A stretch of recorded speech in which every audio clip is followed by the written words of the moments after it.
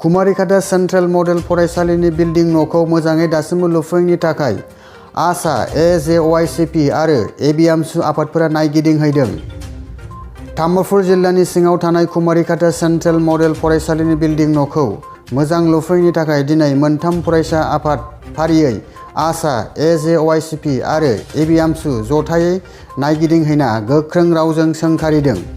मख'नो गोनांदि रायजो राजाफोराबो मोनसे गोथौ दुखु मोननाय फोरमायदों दि थांनाय 2013 मायथाइनिफ्रायनो बे फरायसालि लुनायखौ जागायनाय जादोंमोन, नाथाय दासिमबो आबुं जायाखै होनना जायगानि मेलेमजिबि सुबुंफोरा फोरमायदों।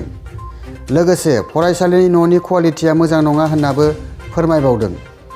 बे बाथ्राखौ नोजोर होनानै आसामनि मोनथाम फरायसा आफाद जेरै आसा एजेवाइसिपि आरो एबिएमसु आफादफोरा थाबैनो गोजौ लेभेल इनकुवारि नायनो सरकारनिसिम दाबि दैखांदों।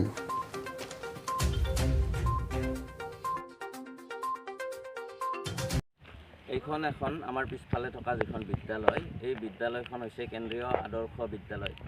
এই বিদ্যালয়খন 2013 চনত আৰম্ভ কৰা হৈছিল আৰু আজি 2022 চন, 8 বছৰ। যি সময়ত মুখ্যমন্ত্ৰী হিমন্ত বিশ্ব শৰ্মা ডাঙৰীয়াই উন্নয়নৰ কথা কয়, ক্ষিপ্ৰ উন্নয়নৰ কথা কয়, সেই সময়ত এখন কেন্দ্ৰীয় আদৰ্শ বিদ্যালয় আজি 8 বছৰ লাগিল নিৰ্মাণত। আৰু নিৰ্মাণ কাৰ্য যদি আপোনালোকে চাই, এই নিৰ্মাণ কাৰ্য অতি নিম্নমানৰ নিৰ্মাণ কাৰ্য ইয়াত আমি দেখিবলৈ পাইছোঁ, প্ৰত্যক্ষ কৰিছোঁ।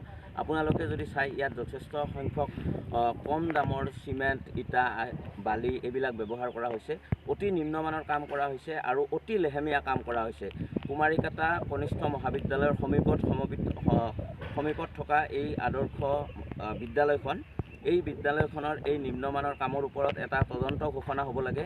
আমি নতুনকৈ গঠন হোৱা তামুলপুৰ জিলাৰ উপায়ুক্ত মহোদয়ৰ জৰিয়তে এটা তদন্তৰ ব্যৱস্থা কৰিবলৈ আহ্বান জনাইছোঁ। লগতে এই যিখন বিদ্যালয়, আদৰ্শ বিদ্যালয় ইয়াত স্থাপন কৰা হৈছিল, এই আদৰ্শ বিদ্যালয়খন কিমান কম সময়ৰ ভিতৰত এইখন সম্পূৰ্ণ হ'ব, এই কথাখিনি কুমাৰিঘাটাবাসী ৰাইজক অৱগত কৰাব লাগে।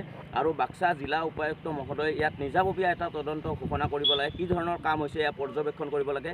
আজি আমি তিনিটাকৈ ছাত্ৰ সংগঠনে এই বিদ্যালয়খন আমি পৰিদৰ্শন কৰিলোঁ। এবিএমছু আছে, অসম জাতীয়তাবাদী যুৱ ছাত্ৰ পৰিষদ আছে আৰু ছাত্ৰ সন্থা।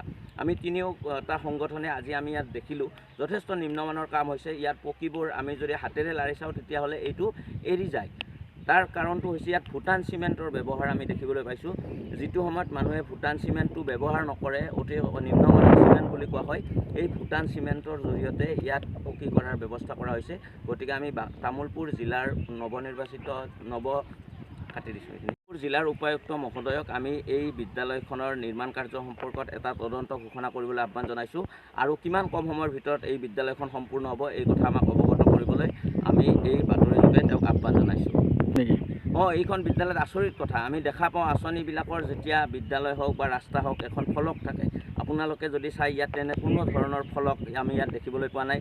এইটো কিমান টকাৰ কাম, কিমান দিনত সম্পূৰ্ণ হ'ব, কেতিয়া এইটো কাম আৰম্ভ কৰা হৈছিল, ইয়াৰ কোনো ধৰণৰ তথ্য এইখন বিদ্যালয়ত নাই। অৰ্থাৎ যিয়ে এই কামটো কৰি আছে তেওঁলোকে নিজ মইমতালিৰে এই কামটো কৰি আছে আৰু যথেষ্ট অনিয়ম সংঘটিত হোৱা বুলি ইয়াৰ জনাৰ্দনে আমাক অৱগত কৰিছে। যাৰ পৰিপ্ৰেক্ষিতত আমি আজি তিনিটাকৈ সংগঠনে এই বিদ্যালয়খন চালোঁ আৰু আমি দেখিলোঁ ৰাইজে কোৱা কথাখিনি সঁচা, যথেষ্ট নিম্নমানৰ কাম আমি ইয়াত দেখিবলৈ পাইছোঁ। আমি উপায়ুক্ত মহোদয়ক অনুৰোধ জনাম, অতি কম সময়ৰ ভিতৰত তেওঁ এটা তদন্ত ঘোষণা কৰক আৰু অতি কম সময়ৰ ভিতৰত এই বিদ্যালয়খনৰ নিৰ্মাণৰ কামটো সমাপ্ত কৰক।